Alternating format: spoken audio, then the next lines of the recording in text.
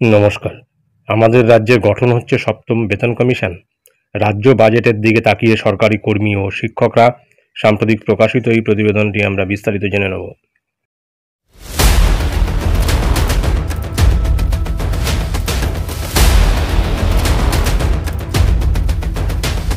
কেন্দ্রীয় সরকার তার কর্মীদের জন্য বেতন কমিশন গঠন করার পর রাজ্য সরকারও সাধারণত সেই প্রক্রিয়া শুরু করে। কেন্দ্রীয় সরকার অষ্টম বেতন কমিশন গঠন করার সিদ্ধান্ত বৃহস্পতিবার ঘোষণা করেছে। এই প্রেক্ষিতে রাজ্য সরকারি কর্মী মহল আশা করছে এখানেও এবার সপ্তম বেতন কমিশন গঠন করা হবে। আগামী মাসে বিধানসভায় যে রাজ্য বাজেট পেশ হবে সেখানে এই সংক্রান্ত কোনো ঘোষণা থাকে কিনা সেই দিকেই তাকিয়ে আছেন সরকারি কর্মীরা। প্রতি 10 বছর অন্তর সরকারি কর্মীদের বেতন হার নির্ধারণ করার জন্য বেতন কমিশন গঠন করা হয়।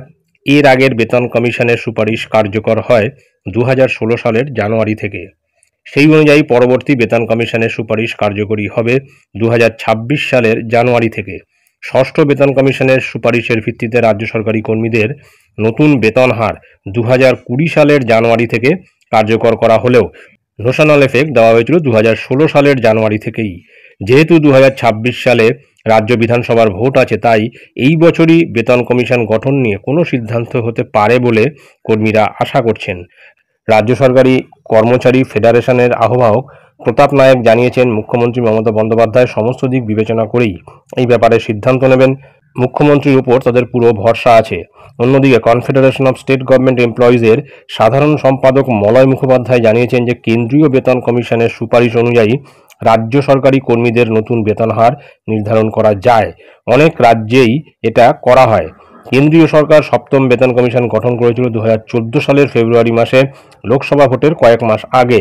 সেই সময় কেন্দ্রে ইউপিএ সরকার ছিল। কমিশনের সুপারিশ পাওয়ার পর তা গ্রহণ করার সিদ্ধান্ত মোদী সরকার নেয় 2016 সালের জুন মাসে। রাজ্য সরকার 2015 সালের সেপ্টেম্বর মাসে গঠন করেছিল ষষ্ঠ বেতন কমিশন। কমিশনের 2019 সালের সেপ্টেম্বর মাসের সুপারিশ মেনে 2020 সালের জানুয়ারি থেকে তা কার্যকরের সিদ্ধান্ত ঘোষণা করেন মুখ্যমন্ত্রী মমতা বন্দ্যোপাধ্যায়। এখন বিষয়টা হচ্ছে সবটাই নির্ভর করছে হতে পারে বা একটা আশার ওপরে, যেহেতু রাজ্য কেন্দ্রীয় সরকারি কর্মচারীদের অষ্টম বেতন কমিশন গঠন করা হয়েছে এবং আমাদের রাজ্যে সরকারি কর্মচারী থেকে শুরু করে শিক্ষক শিক্ষিকা বা শিক্ষাকর্মীরা কিন্তু সেই ষষ্ঠ বেতন কমিশনের আওতায় কিন্তু বেতন পাচ্ছেন। যেহেতু এখন কেন্দ্রে অষ্টম বেতন কমিশন গঠন হয়েছে, সেহেতু রাজ্য সরকারি কর্মচারী থেকে শুরু করে শিক্ষক শিক্ষিকারাও কিন্তু একটা আশার আলো দেখছেন যে এইবারে হয়তো আমাদের রাজ্যে সপ্তম বেতন কমিশন গঠন হবে।